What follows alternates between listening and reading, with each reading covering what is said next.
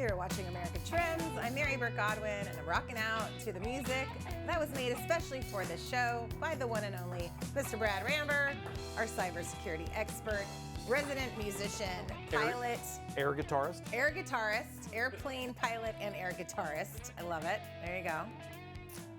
That's you. I love it. Jack of all trades. Master of... I wasn't going to say that because you... We all know how to fill that in. I know, but you know your stuff, Brad Rambur. That's why we like having you on the show.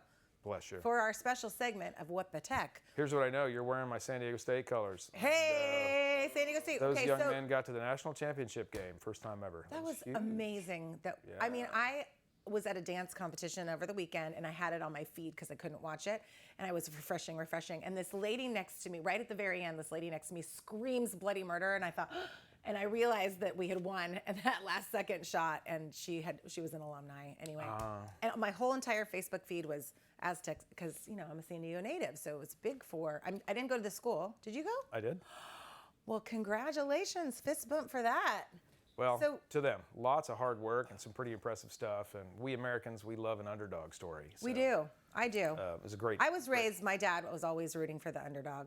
Well, and in San Diego, yeah, we got the Chargers and the Padres, so we've always been the underdogs. It's all underdogs all the time up in here. Yes, that's how we roll up in here. But it was, you know, the last game was a little bit, they were throwing up bricks. It was a little bit. Well. It was not pretty. But think about where they got. I know, exactly. And what I heard, this is not cyber related at all, but this is, somebody wrote but this. It is. Tommy Sablon, producer and on one of our shows here, he listened to the press conference after and heard the young men speaking about how great the other team was. And they showed up with such dignity and grace in their loss that he said, I care more about that than even the hard work on the playing fields or the court. Yeah. And you know what? That really, really matters because I was watching the news this morning and we were taking the whole thing through. The Today Show is having the UConn Huskies on, which is essentially a local school for New York City, right? And that's great. I wanted to hear what the Aztecs had to do and handle and say and be after getting as far as they did and then clearly encountering a phenomenal team. I mean, everything they won was in double digits all the way through. They ran it. And that was the fifth time the program had. It's different kids, different coach, but the same logo. Okay, so why, right? So then you, as a manager, you start to understand or try to speculate about why that is. And then you go, well, what happened here with San Diego State and why these people? So seeing those kinds of ethics, what matters to me a lot, even as a musician, is I can hear beautiful music or I can see phenomenal athletic performances. Who's the person behind that? And if I find that they're not the kind of person I would respect, that diminishes the experience of watching the performance. Absolutely right. I like that. We're getting deep thoughts here. Brad Rambur. I like it. Okay, I want to talk about something else because I'm very proud. I know those by, you know. And you went to your chin. I like that. Yeah. That was direction. Thoughts by Jack Anby, SNL. I'm good enough, I'm smart enough, and doggone it, people like me. I've had to do those pep talks to myself in the mirror sometimes, I'm not going to lie. Okay, also, I had to pat myself on the back this weekend. I even texted you because I'm learning from this segment. I traveled over the weekend, and 2 weekends ago, I had to fly with all of my precious cargo, which is the dance costumes. I just got three letters for you. MFA. No, VPN. Oh, VPN. I don't have VPN yet. Oh. Okay, it's progress, not perfection, Brad Rambur. Can we get her a pen, production? Sure. Okay, Write the notes. production. VPN. Next time, next year, I will have that handled. But I got air tags for my luggage. Nice. So I could watch where they were going. Perfect. Because I was nervous about checking the costumes. Then I did not sign on to the hotel Wi-Fi. Okay. By the way, these air tags are awesome. I mean, you get alerts all the time that your luggage isn't with you. Yep. It's a little bit scary, but it worked. The best part is when I get a notification that my son is tracking me because I'm driving his car with his keys and his AirTag. Yeah, that happened with my daughter. And parental accountability, the other direction. Exactly. Yeah. That's good. And then I texted you because a new MFA two-factor authentication on Facebook is coming out. And I had PTSD from last year when I was locked out. But I went in, you just click the button, and I have signed up 2 layers of ways to get in. And then I need a security key, though. Did you? Yeah. Is that an actual? No, they're giving you the option for a hardware key. Just stop laughing at me. What I mean is, what is the key? I stick it in the computer? Yeah. It's a dongle. It's a dongle. Okay, we're back to the dongle. Start Where counting. do I get said security key? There are all sorts of vendors, so I'll have to look specifically at what Facebook has engineered to interoperate with. Okay. But RSA makes them, YubiKey makes them. There are all sorts of manufacturers for that. I mean, I just go on Amazon and buy it, or what? Quite possibly. I need to be handheld through this. Okay, so do our viewers. We're not as propeller head as you are. Oh, there we go. Yes, my propeller headism is in full and flagrant display. Break it down for the layman. So it's simple. So you can use software on your phone. Yeah. Back in the day, we used to have these little gray and blue tags that RSA made that would spit a code out, and you'd enter the code. You put it on your keychain. Okay. So the hardware device we're talking about is not dissimilar from that blue and gray thing we just described. It just has codes on it, and put it in the machine, and it says, "Oh, I'm talking to the right person," because they have the key. I'm gonna get myself one of those. You might need two. I may need two? Just for a spare. Oh, just because you know me and I might lose the first one.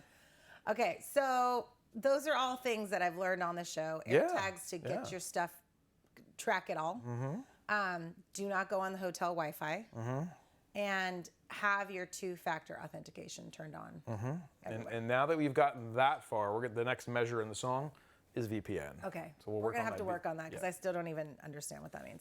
Okay, so, and we have another hot topic which is not cybersecurity related, but this is a trending topic in America right now.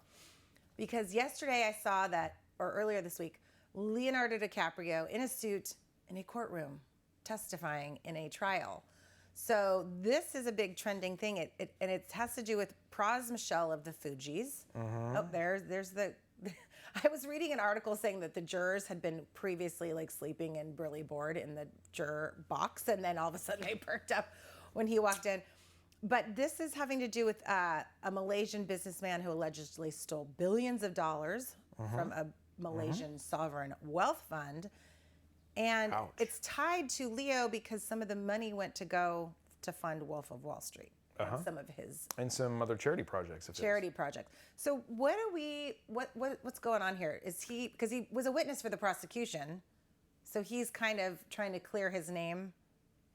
Well, so there are kind of three things going on from the perspective of Mr. DiCaprio. One, he's working to return the monies given to him from this individual. Okay. And he's claiming he did not have knowledge of that, yeah. Yes. Okay. Do we believe that? I mean, speculation. Sure. Yeah. So you and I have talked about ransomware, right? Yeah. So we'll bring this to cybersecurity. Yeah. Ransomware, oh my gosh, somebody's hacked my system. They want $50,000. Do you tell the FBI? Yeah, you probably do, because do you know whether or not you're giving the $50,000 to a terrorist organization? Okay. Okay, yeah. He doesn't know. He didn't know. He was just, ran into this person in the crazy social circle he was. Let's celebrate New Year's in Australia and then quick fly over the Pacific and land in Vegas and celebrate the same day on a different continent. He did that with these fellas. Yes. Yeah, right. So he gets a project funded. He doesn't question the origin of the funds. He doesn't do an accounting due diligence review on Actually, all the funds. I did read that his team did that, and they supposedly looked into it to say that it was legit. You used the word supposedly. I did. Allegedly, yes. And or not deeply enough. Okay. Because they see the dollar signs, and so... Back to my propeller head accounting firm guy, right? So that's what did you check and where, right? Okay. Yeah. So I think he's doing the right thing. It's got to be interesting watching, the guy that was on the front of the Titanic, arms outstretched, now in the courtroom in a suit. The best part was the judge. So I know this might be a ridiculous question, but could you please state your occupation? Yeah. I am an actor. That's good. I would have liked to have been a jury member at that point. Yeah. But so this will be interesting to see, because you had mentioned that maybe he's in trouble, but if he's on the stand for the prosecution, that's going to say he's probably making a deal. Well, yeah. So that he's not going to get it. Kind of three approaches. I would think legally that the government can choose to charge him or not. So one, that he's a witness for the prosecution. Two, working to give the money back. Three, he's probably had this conversation with one or many lawyers, and this is the solution that has been proposed, counter-proposed, and accepted, that he's going to chip into finding where the origin of the money is and get it returned to its rightful owner. reason. Okay. Yeah. Well, we'll be following along with this Tracking Leonardo carefully. DiCaprio situation. It kind of blows my mind that these things happen. I always think that it's just TV, but it really happens in real life. Anyway, I do have some cybersecurity questions for you for our next segment, including this thing you sent me, the Vulcan Files, Putin's domestic and global cyber tactics. We are going to be talking about that after this break. But let's talk about this song that you wrote. Does it make you feel like you went to the dentist office?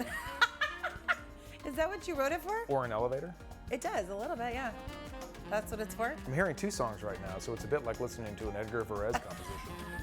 There are 2 songs playing.